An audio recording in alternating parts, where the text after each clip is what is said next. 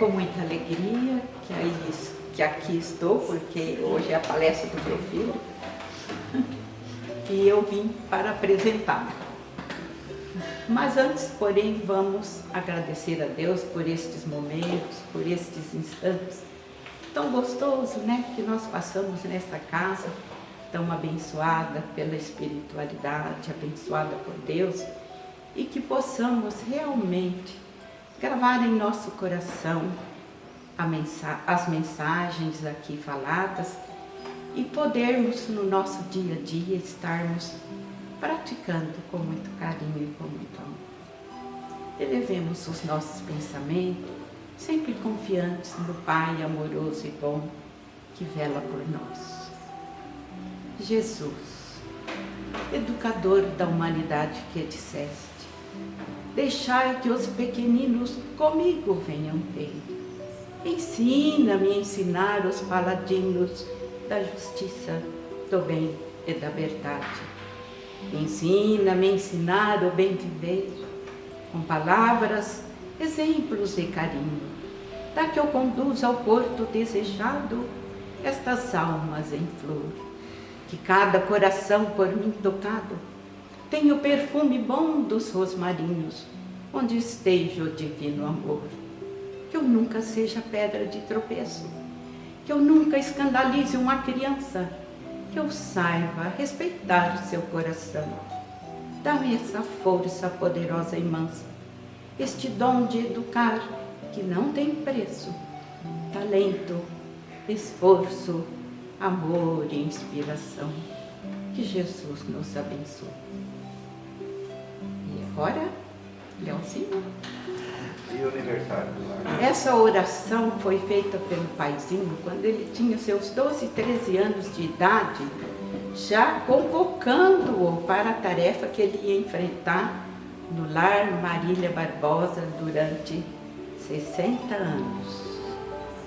60 anos. Amanhã faremos 68, porque já faz 8 que ele desencarnou. E o lar inaugurado em 29 de março de 53, pelo Luiz Piscinin, e após a inauguração veio uma diretora, mas ela faleceu logo em seguida, e o paizinho foi convocado para ser o diretor. Aqui chegando em agosto de 53. E nos deixando, entre aspas, né? Porque ele não nos deixa, de vez em quando ele está aqui puxando as nossas orelhas. E assim, nós estamos até hoje com o trabalho aqui, que durante 50 anos mais ou menos foi internato. Depois foi casa-abrigo, depois foi creche e hoje funciona como escola, que é o Centro de Educação Infantil Marília Barbosa. E quem foi a primeira criança? Eu fui a primeira que aqui cheguei. Eu cheguei em fevereiro. Cheguei bem antes do paizinho, né? Cheguei antes da inauguração do lar. Minha mãe faleceu e eu fui criada aqui por esse casal tão querido, que eu costumo dizer que o lar é um pedacinho de céu aqui na terra. E realmente é, viu? Porque até hoje nós estamos com 90 e poucas crianças, só não está funcionando agora devido à pandemia, né? Mas está funcionando ainda. Leozinho, a palavra é toda sua. O lar é um pedacinho de céu e é cheio de estrelinhas. Bom, é uma alegria grande, é uma responsabilidade maior ainda, falar dos conhecimentos espíritas e de regeneração para quem está fazendo a regeneração acontecer, né? Pessoas tão seletas, diferenciadas em estudo e em amorosidade aqui me assistindo, é uma honra maior ainda. E eu sempre digo, né, que eu coloco ali aprendiz, porque eu digo que tem oradores que são convidados pelo seu gabarito, pela sua capacidade, pela sua amorosidade e obras, né?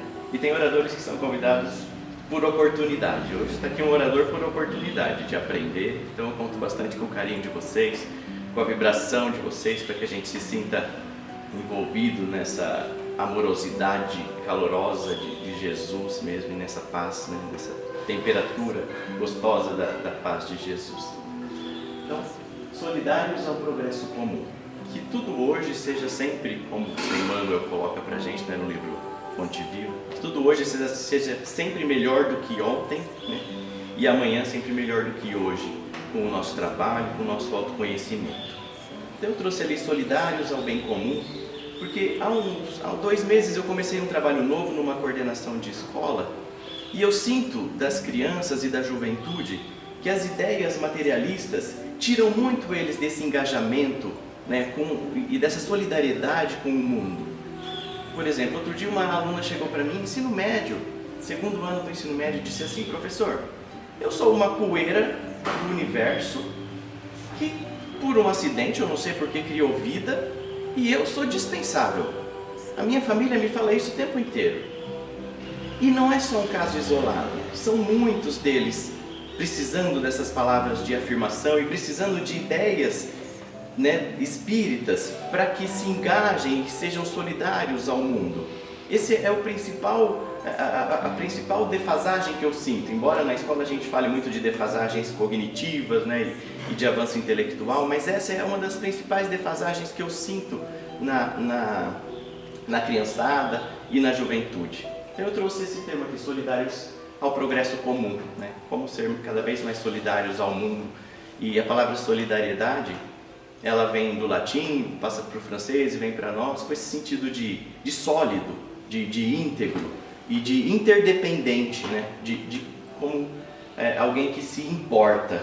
Então, como sermos cada vez mais solidários ao progresso comum, considerando os nossos limites e as nossas capacitações, né? E que resultados que nós podemos dar ao mundo. E aí algumas perguntinhas para nos provocar nesse começo. Acho que perguntas sempre abrem espaços novos, né, na nossa mente e nos questionam sobre o nosso projeto de vida, o nosso planejamento, as nossas aspirações, né? Então, qual a nossa colaboração no progresso comum? Qual a nossa compreensão de progresso? Quais são as nossas aspirações quando pensamos em progredir? Por exemplo, no contexto em que eu estou agora da escola, eles só pensam em progresso na esfera da ciência, não pensam em progresso na esfera da bondade, na esfera da sabedoria, né?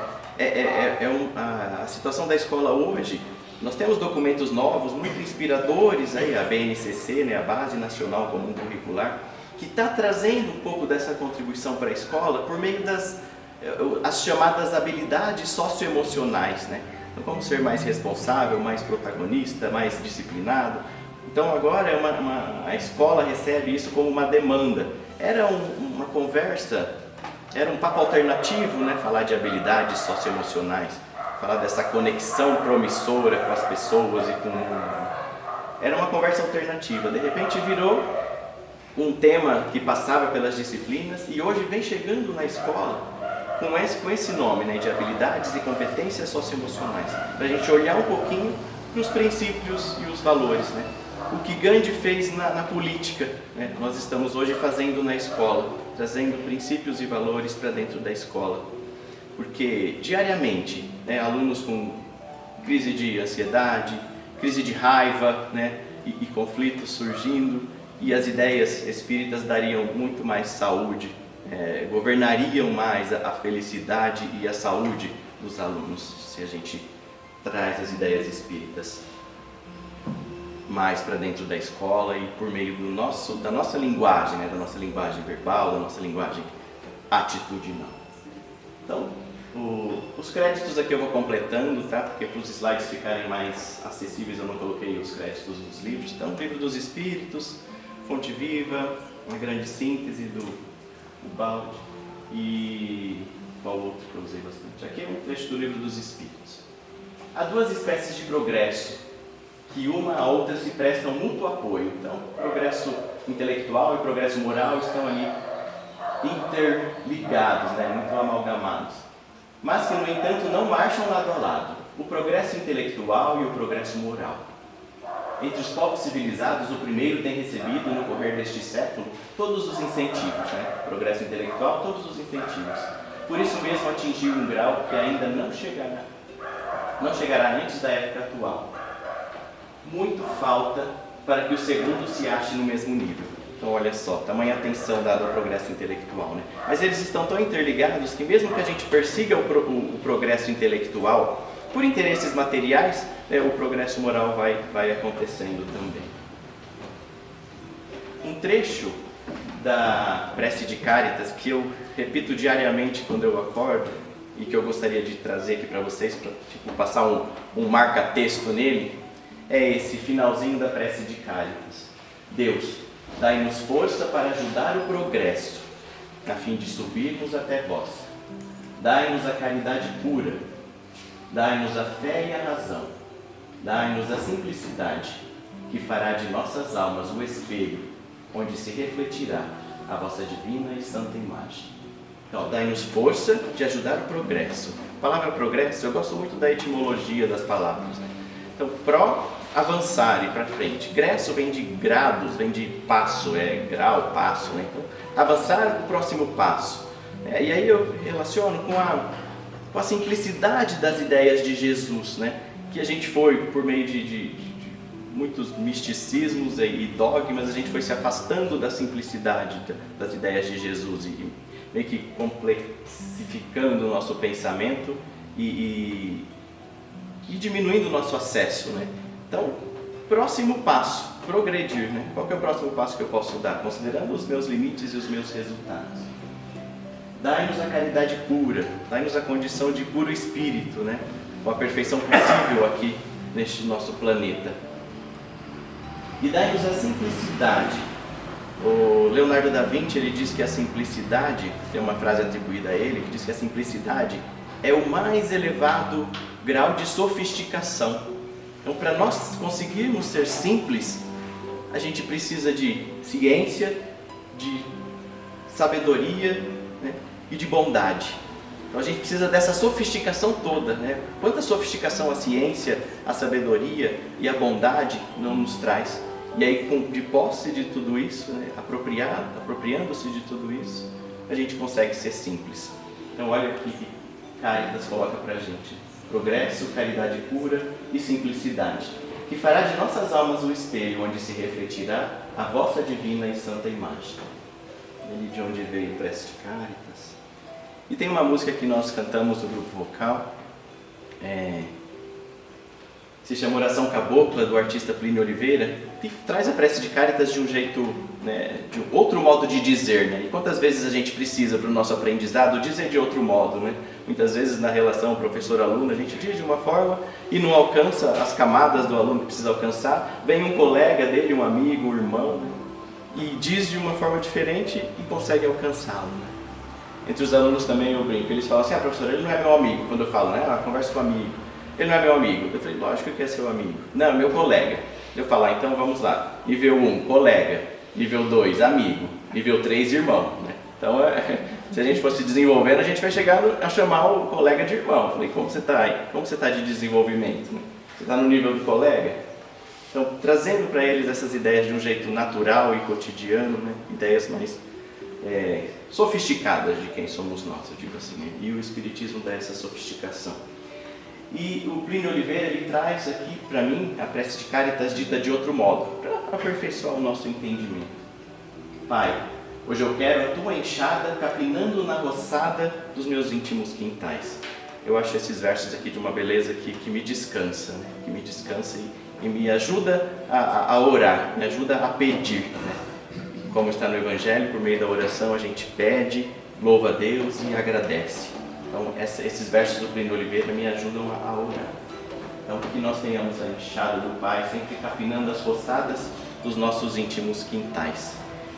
E olha que beleza que ele continua, né? E quando a roça florescer e alguém vir de passagem, hei de ser uma paisagem que só faz lembrar você, Pai.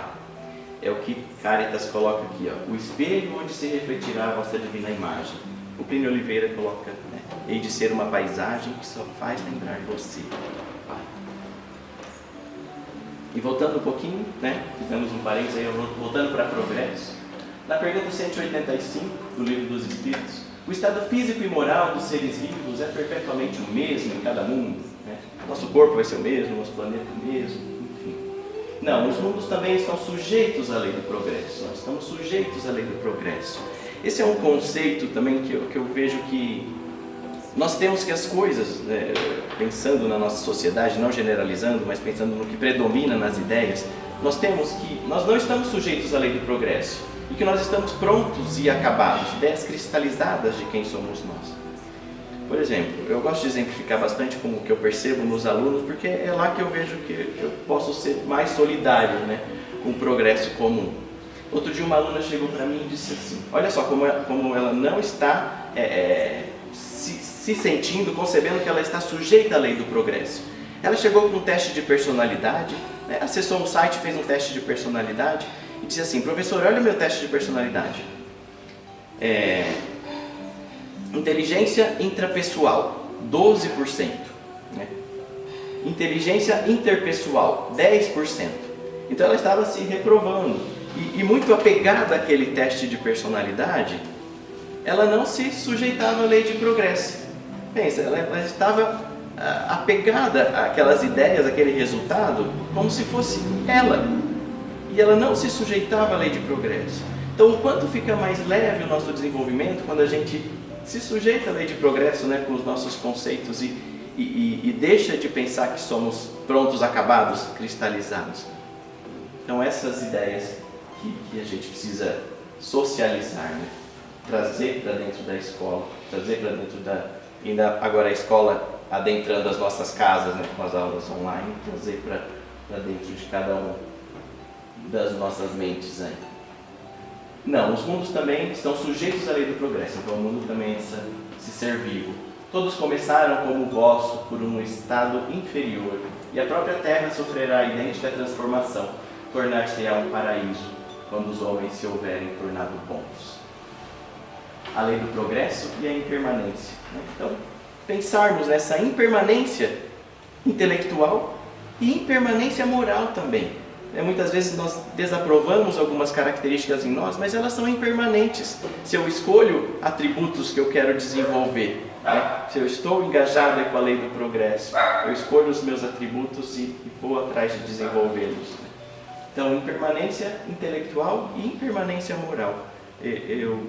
Me ajuda muito pensar que as coisas são impermanentes, tudo passa, como o Chico nos atenta para isso. Então, impermanência intelectual e moral. E tem uma pergunta atribuída a Benjamin Franklin, ele fala assim, a pergunta mais nobre a fazermos em qualquer ambiente, em qualquer lugar o que tem de melhor que eu posso fazer aqui? Então, gosto muito de me inspirar nessa pergunta também. Sua inferioridade moral não lhes permite compreender maior progresso. Como se nós tivéssemos... cada um tem uma música que eu escutei esses dias, numa rádio, que eu não pesquisei a autoria, dizia assim, cada um terá a vista da montanha que escalar. Então, a nossa inferioridade moral ou superioridade nos permite visualizar, vislumbrar as características, os atributos de uma personalidade e que caracterizam o progresso. Então, pensemos nisso. Cada um terá a vista da montanha que escalar. Então, eu visualizo e concebo para onde ir, observando e tendo condição moral de perceber quais atributos desenvolver no próximo passo, no progresso, no próximo passo, que atributos estão ali disponíveis para eu desenvolver.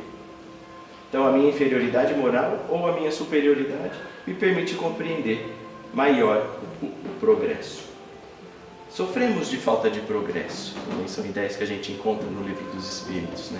Pensemos aqui, vem uma situação, uma vicissitude, um revés da vida, e ele tem grau 5, e a nossa força moral tem grau 3.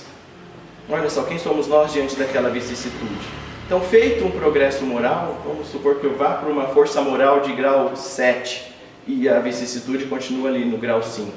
Então, nós sofremos por falta de força moral, por falta de progresso. Na pergunta 785, qual o maior obstáculo ao progresso? O orgulho e o egoísmo. Refiro-me ao progresso moral, porquanto o intelectual se efetua sempre. Olha que importante essas ideias aqui. À primeira vista, parece mesmo que o progresso intelectual reduplica a atividade daqueles vícios. Olha, progresso intelectual, né, potencializa vícios. E aí os espíritos falam: desenvolvendo a ambição e o gosto das riquezas, que a seu turno incitam o homem a empreender pesquisas que lhe esclarecem o espírito. Assim é tudo que se prende no mundo moral, assim é que tudo se prende no mundo moral como no mundo físico, e que do próprio mal pode nascer o bem. Então olha só, pode nos parecer que o progresso intelectual estimule vícios, né, e maus hábitos, mas de tudo sempre vem um bem. Curta, porém, é a duração desse estado de coisas, que mudará à proporção que o homem compreender melhor, porque além daqui o gozo dos bens terrenos proporciona, uma felicidade existe maior e infinitamente mais duradoura. Tem uma tirinha que há uns dias nós utilizamos para uma página de material didático que nós estávamos compondo, que um autor estadunidense, ele coloca as personagens ali brincando, daí um fala assim: vou fazer uma bolinha de neve e vou atirar na cabeça da Suzy, né, que é a parceira dele. Daí o amigo dele fala assim: mas os filósofos falam que a felicidade vem de um comportamento virtuoso, né? Aí ele pensa, joga a bolinha fora, desiste de jogar a bolinha, né, porque ele ia jogar a bolinha para uma diversão primária ali, né? E aí o amigo consegue convencê-lo a fazer opções mais virtuosas. Ele vai, tira a neve para o pai sair de carro, toma toda a sopa para agradar a mãe. Ele não gosta de sopa, mas tomou a sopa e agradou a mãe. Tirou o lixo de casa, então fez uma série de opções virtuosas. E aí ele não sentiu aquela alegria que ele esperava sentir e que ele sentiria jogando a bolinha na Suzy. Aí ele fez a bolinha de novo e jogou. Daí ele sentiu aquela alegria que ele buscava, né? Daí ele falou assim: sabe de uma coisa? Um dia eu vou escrever o meu próprio livro de filosofia. E aí acho que, como a gente quer sempre ver os valores, né, predominando, eu colocaria um quadrinho novo ali, né? Que nós estamos pouco sensíveis à alegria que engajamento com o mundo e com o bem nos traz, né? Olha só, o comportamento virtuoso não trouxe a alegria que ele queria. Mas não é que o comportamento virtuoso não traga. Nós estamos pouco sensíveis e percebendo num nível inferior de percepção, né, das alegrias que fazer o bem nos traz, nos proporciona. Tem um físico que tem umas palestras bastante curiosas na internet, chamado Hélio Couto, que ele diz assim: se eu estou atravessando a rua e eu vejo que alguém precisa de ajuda, eu vou lá e ajudo, daí eu sinto o bem-estar e a ocitocina e o hormônio do bom humor descarregado no meu corpo, né? E aí eu vou e procuro quem mais precisa de ajuda. E ele falou assim: se nós tivéssemos perspicácia, nós não faríamos outra coisa a não ser fazer o bem, para curtir todo esse bem-estar e toda essa química corporal do bom humor e da felicidade que fazer o bem nos proporciona. Então ele fala que ele fica na rua atento a quem precisa de ajuda, quem ele pode ajudar, só para descarregar esses elementos no organismo dele. De que maneira pode o Espiritismo contribuir para o progresso, destruindo o materialismo, né? Eu comecei a minha fala fazendo referência a uma aluna. Eu sou uma poeira cósmica que tomou vida por um acidente e eu sou dispensável. Ideias materialistas, né? Obstaculizando, como se fosse uma barreira para esse engajamento dela com o outro, com consigo mesma. Então, ideias materialistas de si, que é uma das chagas da sociedade.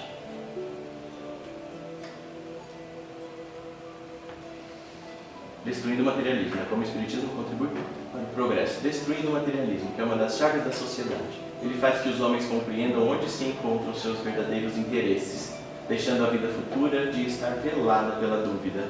O homem perceberá melhor que por meio do presente lhe é dado preparar o futuro. Ensina aos homens a grande solidariedade que os há de unir como irmãos, né? A solidariedade, lembrando da etimologia de solidariedade: sólido, íntegro, solidário ao mundo, interdependente.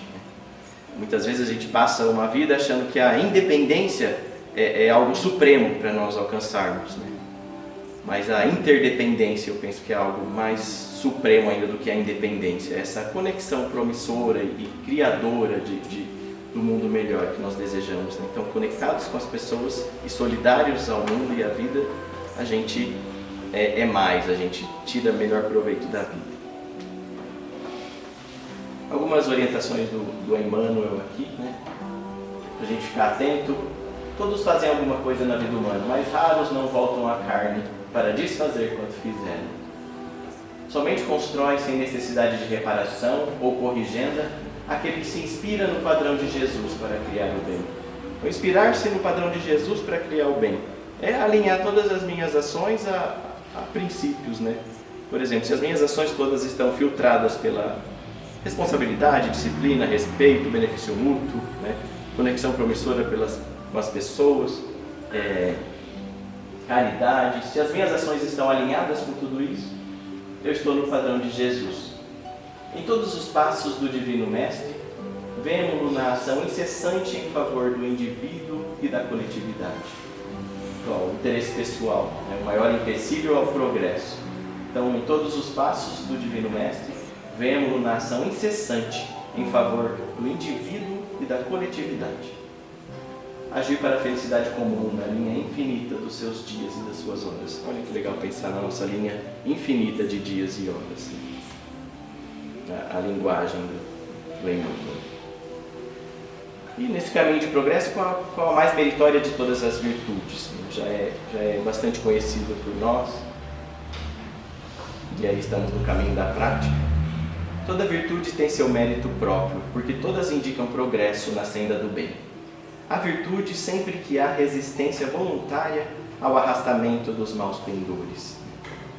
Então, eu gosto de pensar nas virtudes como um leque de palavras que a gente já tem, mas que se interligam, sabe? São igual o Livro dos Espíritos fala das categorias de espíritos, né? Que tem a nossa classificação didática, mas as virtudes são infinitas e vários graus de virtude. Então, resistência voluntária ao arrastamento dos maus pendores. A sublimidade da virtude, porém, está no sacrifício do interesse pessoal pelo bem do próximo. Interesse coletivo, suplantando o interesse pessoal, sem pensamento oculto. A mais meritória é a que assenta na mais desinteressada caridade. Qual o sinal mais característico da imperfeição? O interesse pessoal. Então, o que mais atrasa o nosso progresso? O interesse pessoal. O verdadeiro desinteresse é coisa ainda tão rara na Terra que quando se patenteia, todos o admiram, como se fora um fenômeno, né? Daí se vê a nossa admiração aos seres que conseguem gerenciar o seu interesse pessoal em favor do interesse coletivo. Todos têm que contribuir para o progresso uns dos outros, né? A pergunta 208 tem esse trecho. Estamos sujeitos à lei de sociedade, à lei de progresso, e para que nos foi dada a palavra, né? A palavra nos foi dada para educação, para que por meio da palavra, até eu gosto muito de pensar na palavra personalidade, né? Persona. A preposição per aí é por, o que soa por mim, é a minha personalidade. Então a minha palavra sou eu, né, alcançando o outro. Então a palavra nos foi dada para que a gente foque na educação possível que nós podemos manifestar. E aí eu queria pensando numa didática, numa metodologia, né, visto que todos engajados e solidários com o mundo, todos somos educadores, eu queria deixar 3 contribuições aqui, falando de educação, né, que eu sinto que para essa educação para uma nova era a gente precisa focar nisso. Sensibilizar para a vivência de valores, né, e valores não são facilmente alcançáveis, mas governam a nossa saúde e a nossa felicidade. Na coordenação da escola, eu peguei uma disciplina que chama Projeto de Vida, para trabalhar com os alunos, né? E fala muito de autoconhecimento, muito de autotrabalho, de perceber as aspirações. E os alunos falam assim: professor, você fala isso conosco como se fosse muito simples de alcançar. Eu até trouxe no próximo slide uma fala deles. Você fala disso como se fosse muito simples de alcançar. A gente quer aprender a abrir conta no banco, a gente quer aprender, dar um teste vocacional que já manda a gente para o caminho nosso. Eu falei: olha só, você está pedindo que alguém venha e te aponte, né, com base nas disciplinas escolares, o que você vai se dar bem. você não quer se autoconhecer, né, e se autotrabalhar. Você quer abrir uma conta bancária, um conhecimento que já está obsoleto, você não quer falar de você, né? Então são sensibilizar para a vivência de valores. Então, e não são facilmente, olha só o que eles dizem. Professor, você pressupõe que o progresso moral é coisa muito facilmente alcançável. Daí eu converso com eles, não são, né? Os valores não são facilmente alcançáveis, mas eles governam a nossa felicidade e governam a nossa saúde, né? Então, se a gente está alinhado com valores, a gente está mais saudável e mais feliz. Observemos isso. E identificar atributos de personalidades inspiradoras para que, lembra que quando nós colocamos ali que cada um terá a vista da montanha que escalar, né? E eu visualizo, compreendo o progresso de acordo com a minha superioridade ou inferioridade moral, eu compreendo o próximo passo. Percebendo atributos das personalidades, das vidas inspiradoras, a gente vai descrevendo o que é progresso para mim. Olhando para vocês, eu vou descrevendo o que é progresso para mim. Então a gente vai percebendo atributos das pessoas e escolhendo o que eu quero para a minha personalidade. Vidas inspiradoras. Crescer em ciência, sabedoria, bondade. Atrair-se pela senda das virtudes. Emmanuel, no Fonte Viva, ele fala, alimentar a melhor parte dos irmãos. E aí o Pietro Baldi diz assim, no livro A Grande Síntese, é uma insensatez o maldizer e o rebelar-se, tanto mais quando isso nada remove, antes agrava o mal. Mas tão habituados a olhar pontos frágeis, a gente exalta mais, é como se estivéssemos diante de uma árvore frutuosa e focássemos os frutos podres em vez dos frutos bons, né? E eu gosto muito de umas ideias do Rubens Romanelli, que ele fala que a maior riqueza é nós termos o hábito de perceber pontos altos das pessoas e honrar a centelha divina que é o outro, né? E aqui o Emmanuel chama a nossa atenção. Alimentemos a melhor parte do outro. Então, o honrar a centelha divina, o exaltar pontos fortes do outro e tornar irrelevantes os pontos frágeis que ele tem. Eu acho que isso é uma outra postura em educação para a gente. E pensando aqui junto com o Pietro Baldi, que é uma insensatez o maldizer e o rebelar-se, ou destacar pontos fracos do outro, né? É uma insensatez. E não remove os pontos fracos, agrava o mal. E uma outra postura que eu acho que a gente precisa trazer mais para o nosso dia a dia são declarações de reconhecimento, né? Reconhecer a grandeza, reconhecer a centelha divina, porque são as declarações de reconhecimento que nos inspira.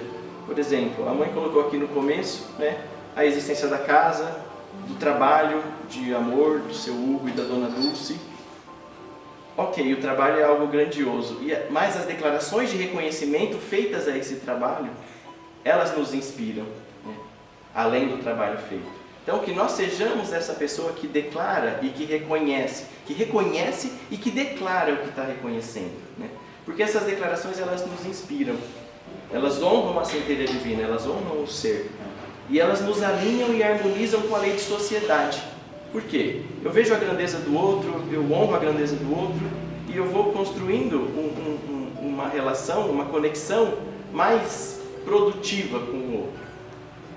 Estabelece conexão promissora entre as pessoas, né? E aí a gente passa do nível da independência e vai para a interdependência, essa relação eficaz. Reconhecer e comunicar a melhor parte, alimentar a melhor parte das pessoas e tornar a parte menos favorável irrelevante. Eu acho que essa é uma outra escolha para nós em educação, né? Exaltar pontos fortes e tornar pontos frágeis irrelevantes. E aí, falando de declaração de reconhecimento, eu me encanto muito com a letra desse poema que a Thaís fez em homenagem ao seu Hugo e à dona Dulce. E eu acho que é uma grande declaração de reconhecimento que nos faz ver melhor ainda a obra deles. Quão formosos são os passos daqueles que levam a paz e trazem boas novas de felicidade. Na sua bagagem, muito amor, renúncia, destemor e mansidão. São os mensageiros de Jesus a nos guiar. Nas palavras, luz, saber e fé. As ações dissipam todo o mal. Incansáveis, valorosos, uma vida inteira, para doar e amar. Conformosos, uma vida inteira, para doar e amar. Então, olha que declaração de reconhecimento mais nobre que nos ajuda a enxergar muito mais. Aqui um outro texto de Cáritas, falando de progresso, falando de... A gente já está passando na hora, né? Só quero destacar aqui, olha só,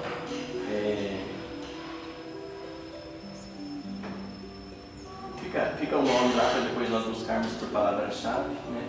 Como servir a religião espiritual. E deixa eu só achar um trechinho que eu queria muito destacar aqui para a gente ficar assim. Continua. Olha só, vocês, é a última linha ali, eu tirei o restante. Vocês são espíritos e o futuro espiritual os espera. Né? Eu acho essa palavra de uma beleza e de uma grandiosidade. Então somos espíritos e o futuro espiritual nos espera. E aqui eu gostaria de encerrar então com o poema Multiplicando Bênçãos, diante do aniversário dessa casa, né, que nos ajuda tanto no progresso, que nos ajuda tanto a visualizar o próximo passo, o próximo grau. Quero tentar trazer aqui a declamação de um poema que há uns anos saiu publicado no jornal Imortal. Multiplicando Bênçãos. E assim eu já vou pedindo a autorização dos mentores e de vocês para encerrar. Estava o divino amigo junto à grande multidão, e perante aquela gente ele sentiu compaixão. Todos padeciam fome, pôde o mestre perceber, e aos discípulos pediu que lhes dessem de comer. Impossível, responderam com um certo desalento. A região é deserta, onde encontrar alimento? É escassa a refeição que temos para dispor. 5 pães, 2 peixes, eis o que temos, Senhor. Tomando os pães entre as mãos, para o céu os elevou. E sob bênçãos divinas Jesus os multiplicou. Distribuiu com bondade a dádiva nutriente, e com a generosa oferta alimentou toda a gente. Esta lição é convite para o serviço no bem, em que Jesus quer contar com teu auxílio também. Não diga que nada tens, que pouco podes fazer. Quem já faz o que pode, cumpre com o próprio dever. Recorda, querido irmão, esta verdade sincera. Sem o auxílio da semente, não haverá primavera. Estende, pois, tua mão, ofertando com bondade o pão, o leite, o agasalho, a dádiva da caridade, o caldo reconfortante, o teu gesto de ternura, a quem chora neste mundo o pranto da desventura, a migalha de carinho, a palavra de esperança, um brinquedo que traz luz aos olhos de uma criança. Não temas, segue servindo, nada te faltará. O pouco que tiveres, Jesus multiplicará. Obrigado pelo carinho, da atenção e da paciência. Sigamos multiplicando bênçãos.